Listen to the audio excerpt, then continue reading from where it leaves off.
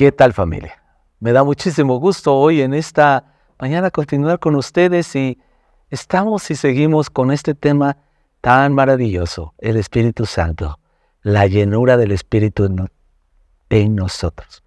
Si bien ha sido un tema a través de muchos años muy controversial entre las iglesias.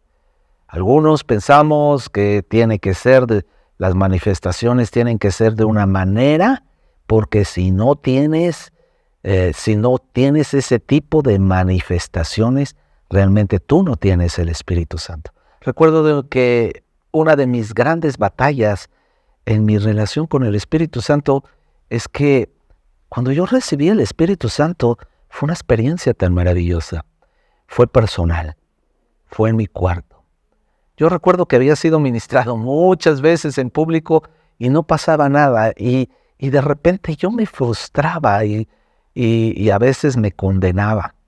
Incluso hubo alguien que me decía, es que hay pecado en ti. A veces nuestra falta de conocimiento de la palabra de Dios nos lleva a establecer juicios en muchas personas, no entendiendo que Dios tiene sus tiempos, sus formas y sus maneras, incluso de llenar a cada persona de una manera diferente. Y que la manifestación del Espíritu Santo no es un patrón, ni emocional, ni conductual. Lo que sí es un patrón es que hay una evidencia que todo mundo puede ver, porque hay una pasión más por buscar de su presencia y por compartir lo que Dios nos ha dado. Estamos en esta mañana con una persona, una chica excepcional. Ella es de Teciutlán, quiero presentarla, que ella se presente. Ella es parte del discipulado de jóvenes que estamos teniendo. Es un proyecto que se llama Jóvenes 2023, ¿verdad? En el que estamos discipulando jóvenes que van a discipular a niños y a jóvenes para la siguiente generación. Fernanda, ¿qué tal? ¿Cómo estás? Me da mucho gusto tenerte con nosotros en este devocional. Quisieras presentarte, qué es lo que haces, dónde estás, y después te vamos a hacer unas preguntas. Ok, muchísimas gracias por la invitación y pues mucho gusto. Mi nombre es María Fernanda Guerra Sánchez, tengo 22 años y como dijo el pastor, soy de Teciutlán, Puebla. Allá estamos sirviendo en la Vid Teciutlán y estamos en el área de niños, en el área de alabanza y pues en más cosas ahí. Y estoy estudiando en la universidad, en el Tecnológico de Teciutlán y estamos estudiando Ingeniería en Gestión Empresarial. Wow, ¿ya qué semestre estás, hija? Pasamos al 7º semestre y ya estamos a nada de terminar. Ya estás a nada de terminar, sí. Wow. Y bueno, ella está por aquí, por Puebla, apoyándonos y también siendo discipulada en lo que Dios tiene. Pues vamos a la palabra de Dios y vamos a ver cómo Pablo llega a Éfeso y empieza a ministrar después de algo que sucedió. Recuerda lo que vimos el día de ayer. Para ello nos vamos a ir al capítulo 19 en el versículo 6.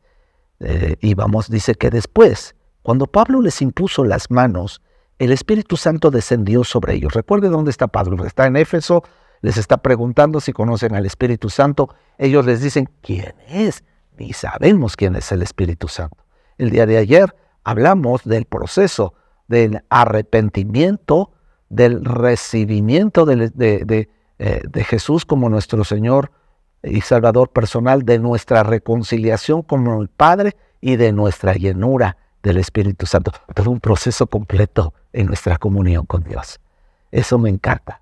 Y dice que Pablo, después de que ellos reciben a Cristo, son bautizados, les imponen manos y el Espíritu Santo descendió sobre ellos y hablaron en otras lenguas y profetizaron.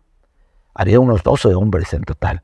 Y después de esto, ¿qué fue lo que pasó? Dice que luego Pablo fue a la sinagoga y predicó con valentía. Vea las evidencias del poder del Espíritu Santo en nosotros. Pablo inmediatamente dice que se va a una sinagoga. Recuerda que Pablo podía entrar a las sinagogas porque era judío. Había sido criado bajo una de las escuelas más altas del Sumo Sanedrín, a los pies de Gamaliel. Por lo tanto, todas las puertas de las sinagogas se le abrían a Pablo para poder enseñar la palabra de Dios. Sin embargo, muchos, después de escuchar lo que Pablo enseñaba, era rechazado. Había oposición a lo que él estaba hablando. Así es que dice que con valentía durante los siguientes 3 meses discutiendo persuasivamente sobre el reino de Dios. Pero algunos se pusieron tercos y rechazaron el mensaje. Y hablaron públicamente en contra del camino. El camino es los cristianos. Recuerde que se les denominaba a los cristianos en el primer siglo de los del camino. Así que Pablo salió de la sinagoga, no peleó, no discutió. Salió de la sinagoga y se llevó a todos los creyentes con él a un centro de convenciones, a un lugar que dice la Biblia que a donde toda la gente asistía diariamente para las conferencias, en un lugar que se le llamaba las conferencias de Tirano, donde se exponían sus ideas y también eran debatidas. Esto continuó los siguientes 2 años. De modo que gente de toda la provincia de Asia, tanto judíos como griegos, oyó la palabra del Señor. Dios le dio a Pablo el poder para realizar milagros excepcionales. Cuando ponían sobre los enfermos pañuelos o delantales que apenas habían tocado la piel de Pablo, dice, podían ser sanos de sus enfermedades y los espíritus malignos salían de ellos. ¿Cuáles son las evidencias? Dice que hubo milagros, que hubo persecución, dice que hubo oposición, dice que Pablo lo primero que vino y tuvo fue un empoderamiento llamado valentía para predicar el evangelio. Esto era lo que Dios había prometido en Hechos capítulo 1, versículo 8. Pero recibiréis poder cuando el Espíritu Santo descienda sobre ustedes, me seréis testigos, dice, y le hablarán a la gente acerca de mí en todas partes. En Jerusalén, por toda Judea, en Samaria y hasta lo último de la tierra. Mi estimada Fernanda, cuéntame, como cristiana, ¿cuáles han sido tus oposiciones o a qué te has enfrentado cuando compartes tu fe? Tal vez con compañeros o en un mundo a donde muchos rechazan. La pregunta aquí, ¿te han rechazado? Y bueno, antes de esa, la pregunta es, ¿eres una cristiana que comparte tu fe donde estudias, donde estás y cómo te ha ido? Sí, ahorita que me plantea la pregunta, viene a mi mente, o sea, cuando estoy luego en la universidad o vienen mis compañeros y me entero que, no, pues salieron a tal lado, ¿no? Y fueron a tal lugar y así. Luego digo, ¿por qué no me invitan a mí?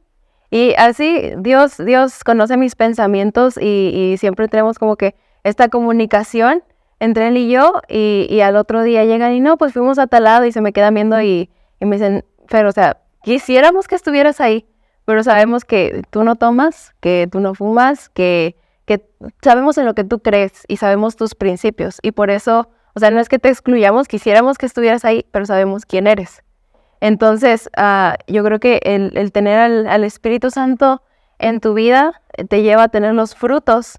Y muchas veces yo no he tenido que decirles, yo soy cristiana y yo creo en Cristo y esto y el otro, sino que muchas veces por los frutos ellos me conocen, ¿no? Y ellos conocen y me dicen, ¿cómo haces esto para exponer? ¿O cómo hablas así? ¿O por qué piensas de esta manera? Le dije, pues es que yo creo en Dios. Y Dios, y he aprendido esta verdad y este es mi fundamento y Dios dice esto en su palabra y entonces ellos comienzan a ver las cosas de la forma en que yo a veces las veo. Muchas veces con quienes hablo y por quienes oro son mis maestros, personas que son señores, señoras, y platico con ellos porque a veces llevan vidas tan cargadas, o sea, mis compañeros también, ¿no?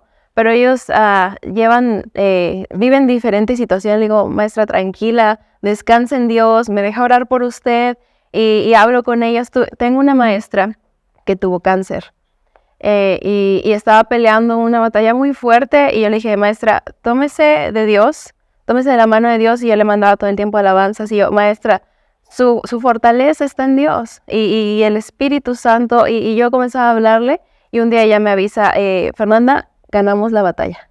Le dije, es Dios, maestra, es Dios. Y así como que compañeros que se pongan, no sé, como que no, lo que crees es falso o algo así, realmente no he encontrado. Sí he encontrado compañeros que les comparto y van a la iglesia, pero al fin y al cabo tienen como que cierta incredulidad.